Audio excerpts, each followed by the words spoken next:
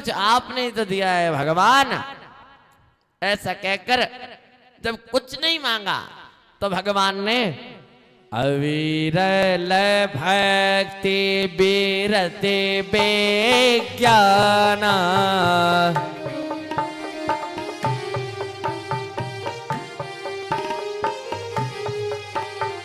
हो सकल गुण ज्ञान निधाना।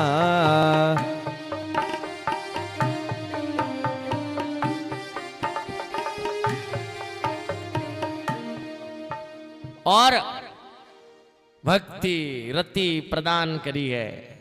और तत्पश्चात मुनि से पूछ रहे हैं, भगवान मुझे बताइए इन राक्षसों को मैं कैसे मारूं, कुछ मंत्र दीजिए। ऋषियों ने कहा, प्रभु हम आपको क्या बताएं। फिर भी उन्हें पंचवटी जाने का आदेश दे दिया। और वहां पर पहुंचने पर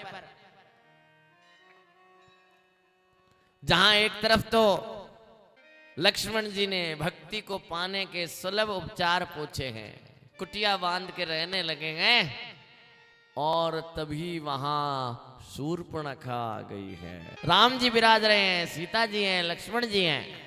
शूर्पणखा आकर कहती है कि मैंने तुम्हारे जैसा पुरुष नहीं देखा है, और निश्चित रूप से मेरी जैसी स्त्री भी संसार में नहीं है। आज तक मुझे कोई योग्य ही नहीं मिल रहा था,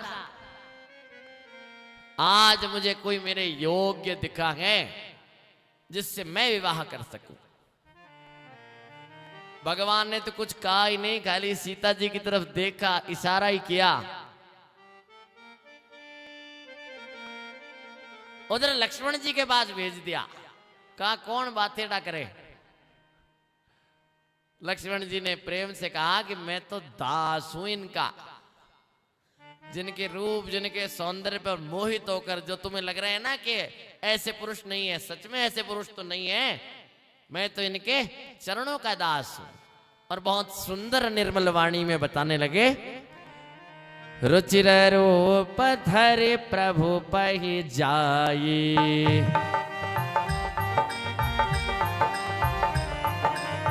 बोली बचन बहुत मुस्काई।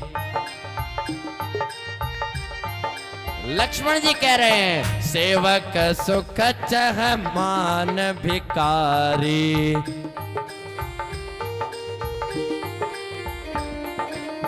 व्यसनी धन शुभ गति विभिचारी,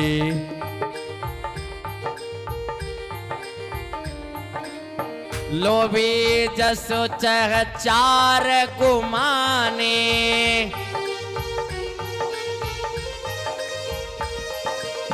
नव दुही दूध चहत ए प्राणी।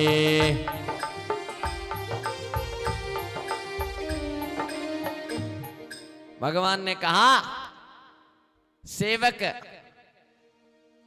सेवा करता है, सुख की आकांक्षा नहीं करता। भिखारी कभी मान बढ़ाई नहीं पा सकता। जो व्यसनी है, जुए की लत, शराब की लत, ऐसा व्यक्ति कभी धन संचय नहीं कर सकता। व्यभिचारी व्यक्ति आचरण चरित्र शुद्ध नहीं है तो गति को नहीं पा सकता। ठीक वैसे ही लोभी जो धन को तो चिपका कर रखना चाहता है और चाहता है कि संसार मेरा जस हो जाए, कभी जस नहीं पा सकता। और अभिमानी व्यक्ति तो अर्थ धर्म काम मोक्ष चारों को नहीं पा सकता। ऐसे में फिर से राम जी के पास आई, पुनः लक्ष्मण जी के पास आई। अब शब्द कहने लगी। राक्षसों का स्वभाव कैसा है? सोचते हैं कि हम कितने वीर हैं, खा जाएंगे तुम दो सुंदर क्षत्रियों को। एक पल में मनभावने लग रहे हो पर मुझे नहीं जानते हो। एक का एक नासिका काटी है, कान काटे हैं लक्ष्मण जी ने।